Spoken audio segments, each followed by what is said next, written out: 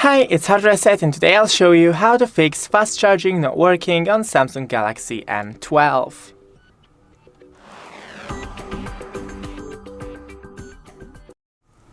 So first, check your cable and charger for damage and compatibility with your phone.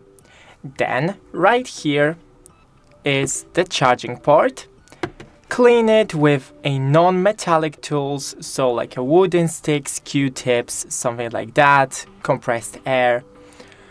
Then test your fast charger or another outlet with another phone, or this phone with another charger and outlet. Thanks for watching, don't forget to leave a like and see you in the next one.